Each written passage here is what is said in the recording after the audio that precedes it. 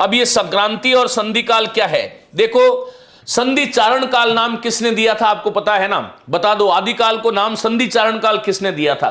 फिर से ये संक्रांति किसकी थी? अर्थात वैचारिक युग जो एक तरह से इससे ठीक पहले 1843 से ठीक पहले जो युग था वो राजसी ठाट बाट का युग था। यहां पर साहित्य जनमानस से बिल्कुल कट चुका था। साहित्य सुरा और सुंदरी तक सीमित रह गया था। सामंती विलास का उपकरण मात्र साहित्य बन गया था। रीतिकालीन साहित्य केवल अर्थोपार्जन के लिए लिखा जा रहा था। नायिका का नक्शिक वर्णन और केवल श्रृंगारिक रचनाओं की स्रोतस्विनी में ही कवि डुबकी लगा रहे थे।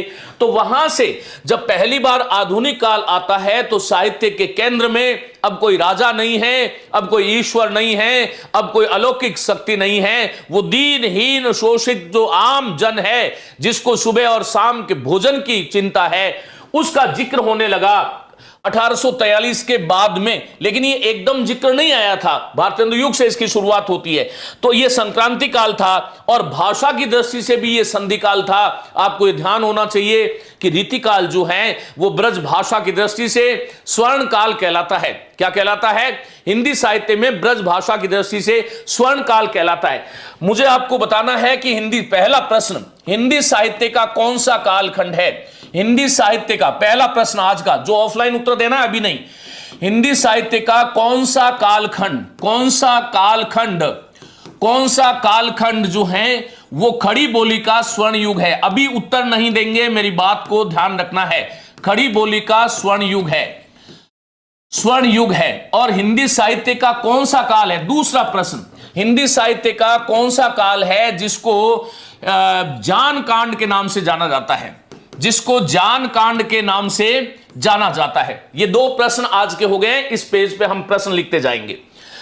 तो यहां पर यह संधि काल भी था क्योंकि ब्रज भाषा धीरे धीरे खड़ी बोली की तरफ उन्मुख हो रही थी। और पहली बार हमारे साहित्यकार जो हैं, हालांकि वो 1868 के आसपास, उससे पहले आसपास थोड़ा सा जो है कवि वचन सुधा इत्यादि जो पत्रिकाएं आई, काल चक्र जो उनका निबंध आया था और जिसमें कहा कि हिंदी नई चाल में ढली, भारतेंदु हरिश्चंद्र इसके अगुआ थे। उन्होंने ये कहा था, हमें सबको ध्यान रखना चाहिए कि निज भाषा उन्नति है, निज भाषा बिन मिटत नहीं, ये कुसूल वो वाली पंक्तियां। तो यहां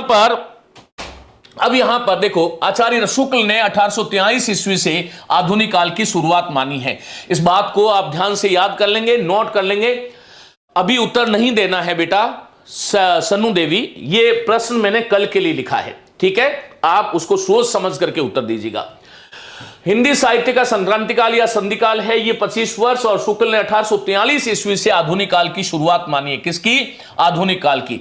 और कुछ मान्यताओं के अनुसार कवि वचन सुधा, भारतेंदु हरिश्चंद्र की 3 पत्रिकाएं थी, कवि वचन सुधा, हरिश्चंद्र मैगजीन और बाल बोधिनी या बाला बोधिनी। बाला बोधिनी स्त्री शिक्षाओं के लिए थी, के प्रकाशन वर्ष है 1868 ईस्वी से भी आधुनिक काल की शुरुआत मानी जाती है।